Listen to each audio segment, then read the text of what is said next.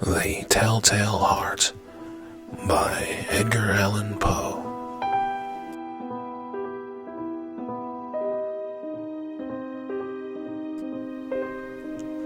True, nervous. Very, very dreadfully nervous I had been and am. But why will you say that I am mad? The disease had sharpened my senses, not destroyed, not dulled them. Above all was the sense of hearing acute. I heard all things in the heaven and in the earth. I heard many things in hell. How then am I mad? Hearken and observe how healthily, how calmly I can tell you the whole story. It is impossible to say how first the idea entered my brain, but once conceived, it haunted me day and night. Object there was none. Passion there was none. I loved the old man. He had never wronged me. He had never given me insult.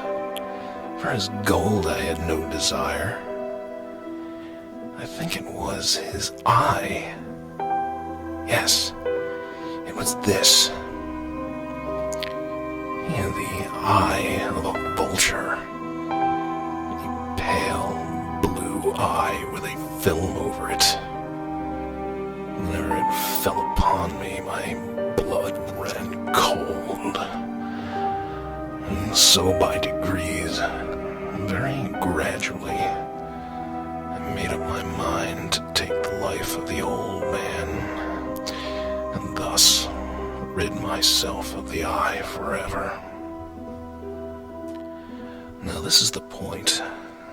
You fancy me mad. Madmen know nothing. But you should have seen me. You should have seen how wisely I proceeded.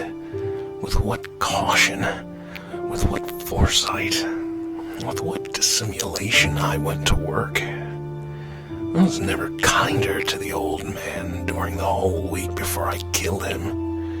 And every night, about midnight, I turned the latch of his door and opened it. Oh, so gently. And then, when I had made an opening sufficient for my head, I put in a dark lantern, all closed, so that no light shone out. And then I thrust in my head. Oh, you would have laughed to see how cunningly I thrust it in. I moved it slowly, very, very slowly, so that I might not disturb the old man's sleep. It took me an hour to place my whole head within the opening, so far that I could see him as he lay upon his bed. Ha! Would a madman have been so wise as this? And then, when my head was well in the room, I undid the lantern cautiously. Oh, so cautiously, for the hinges creaked. I undid it just so much that a single thin ray fell upon the vulture eye. And this I did for 7 long nights, every night, just at midnight. But I found the eye always closed, and so it was impossible to do the work. For it was not the old man who vexed me, but his evil eye. And every morning, when the day broke, I went boldly into the chamber and spoke courageously to him, calling him by name in a hearty tone, and inquiring how he has passed the night. So you see, he would have been a very profound old man indeed, to suspect that every night, just at 12, I looked in upon him while he slept. Upon the 8th night, I was more than usually cautious in opening the door. Watch's minute hand moves more quickly than did mine. Never before that night had I felt the extent of my own powers, of my sagacity. I could scarcely contain my feelings of triumph. To think that there I was, opening the door, little by little, and he not even to dream of my secret deeds or thoughts.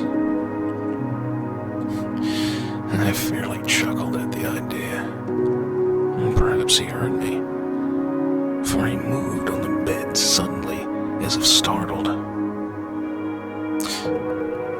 Now you may think that I drew back, but no.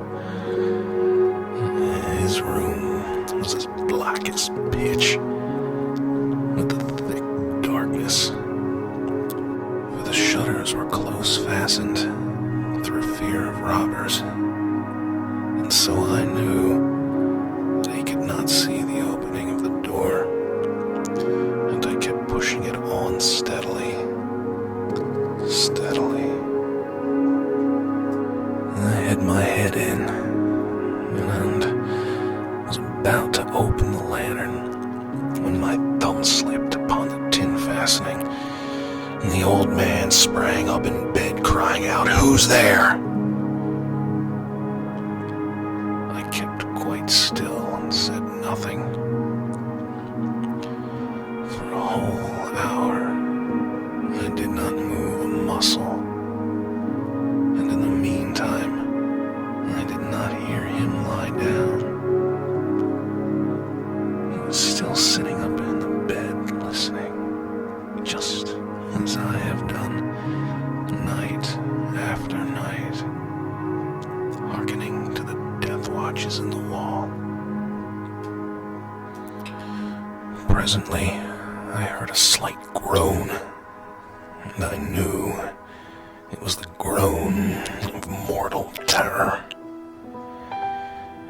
It was not a groan of pain or grief. Oh no. It was the low, stifled sound that rises from the bottom of the soul when overcharged with awe. I knew the sound well. Many a night, just at midnight, when all the world slept, it has welled up from my own bosom, deepening with its dreadful echo the terrors that distracted me. I say I knew it well.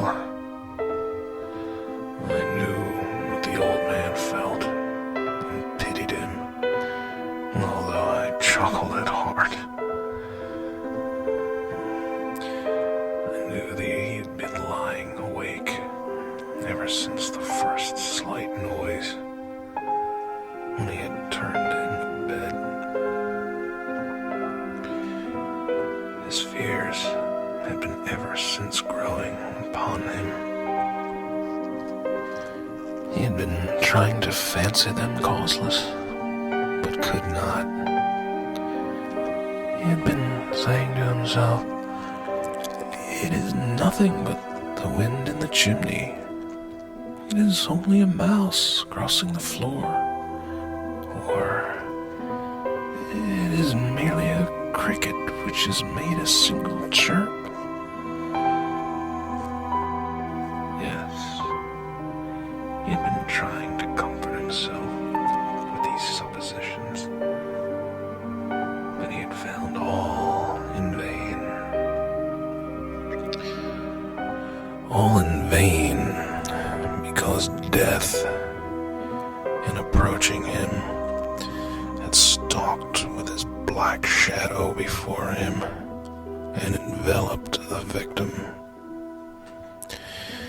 And it was the mournful influence of the unperceived shadow that caused him to feel, although he neither saw nor heard, to feel the presence of my head within the room. And I had waited a long time, very patiently, without hearing him lie down. I resolved to open a very, very little crevice in the lantern. So I opened it.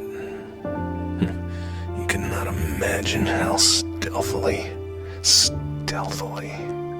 until at length a simple, dim ray, like the thread of the spider, shot from out the crevice and fell full upon the vulture eye.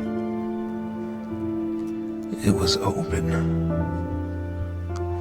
wide open, and I grew furious as I gazed upon it. I saw it with perfect distinctness, all a dull blue with a hideous veil over it that chilled the very marrow in my bones. But I could see nothing else of the old man's face or person, for I had directed the ray as if by instinct, precisely upon the damned spot. And have I not told you that what you mistake for madness is but over-acuteness of the sense? Now, I say, there came to my ears a low, dull, quick sound, such as a watch makes when enveloped in cotton. I knew that sound well, too. It was the beating of the old man's heart. It increased my fury, as the beating of a drum stimulates the soldier into courage. But even yet, I refrained and kept still. I scarcely breathed.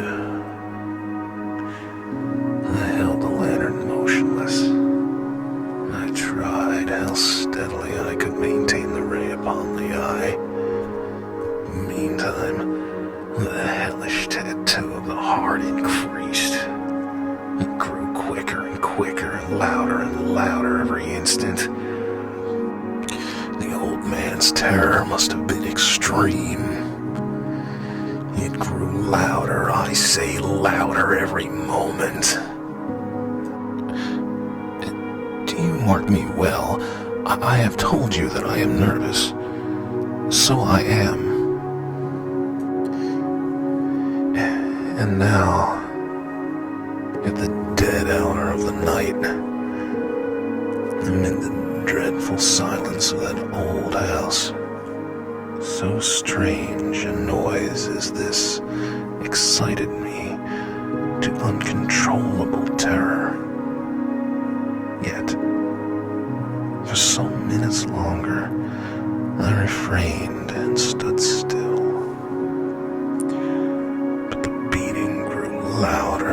Louder. I thought the heart must burst. And now a new anxiety seized me. The sound would be heard by a neighbor. The old man's hour had come. With a loud yell, I threw open the lantern and leaped into the room. He shrieked once. Once only. In an instant, I dragged him to the floor and pulled the heavy bed over him. I then smiled gaily to find the deed so far done. But for many minutes, the heart beat on with a muffled sound. This, however, did not vex me. It would not be heard through the wall. At length it ceased. The old man was dead. I removed the bed and examined the corpse. Yes, he was stone dead. I placed my hand upon the heart and held it there many minutes. There was no pulsation. He was stone dead. His eye would trouble me no more. If you still think me mad, you will think so no longer when I describe the wise precautions I took for the concealment of the body. The night waned, and I worked hastily, but in silence. First of all, I dismembered the corpse. I cut off the head and the arms and the legs. I then took up 3 planks from the flooring of the chamber and deposited all between the scanlings. I then replaced the boards so cleverly, so cunningly, that no human eye, not even his, could have detected anything wrong. There was nothing to wash out, no stain of any kind, no blood spot whatever. I'd been too wary for that. The tub had caught all. When I had made an end of these labors, it was 4 o'clock, still dark as midnight. As the bell sounded the hour, there came a knocking at the street door. I went down to open it with a light heart, for what had I now to fear? There entered 3 men, who introduced themselves with perfect suavity as officers of the police. A shriek had been heard by a neighbor during the night. Suspicion of foul play had been aroused. Information had been lodged at the police office, and they, the officers, had been deputed to search the premises. I smiled. What had I to fear? I bade the gentleman welcome. The shriek, I said, was my own, in a dream. The old man, I mentioned, was absent in the country. I took my visitors all over the house. I bade them search well. I led them at length to his chamber. I showed them his treasures, secure, undisturbed. In the enthusiasm of my confidence, I brought chairs into the room and desired them here to rest from their fatigues, while I myself, in the wild audacity of my perfect triumph, placed my own seat upon the very spot beneath which reposed the corpse of the victim. The officers were satisfied. My manner had convinced them. I was singularly at ease. sat, and while I answered cheerily, they chatted of familiar things. But ere long, I felt myself getting pale and wished them gone. My head ached, and I fancied a ringing in my ears. But still they sat and still chatted. The ringing became more distinct. It continued and became more distinct. I talked more freely to get rid of the feeling, but it continued and gained evidentness until, at length, I found that the noise was not within my ears.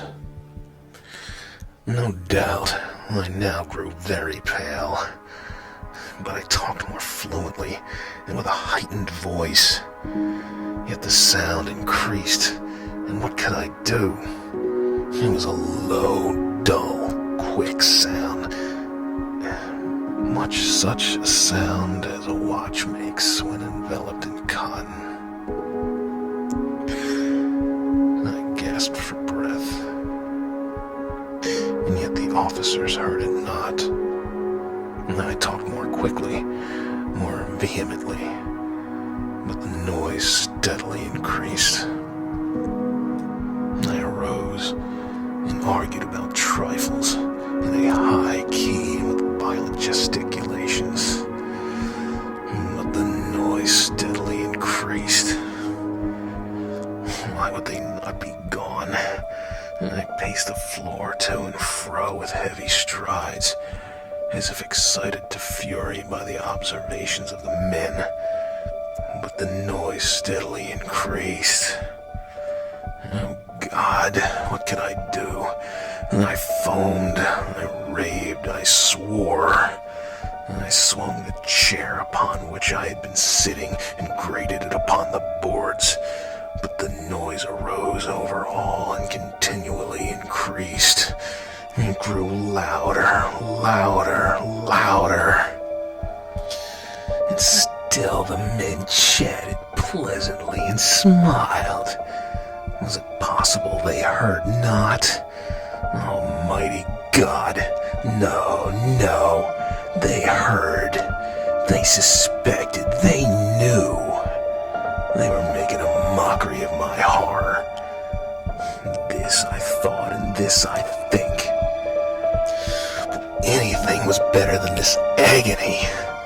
Anything was more tolerable than this derision. I could bear those hypocritical smiles no longer. I felt that I must scream or die. And now, again, hark, louder, louder, louder, louder. Villains, I shrieked. Dissemble no more. I admit the deed. Tear up the planks here. It is the beating of his hideous heart.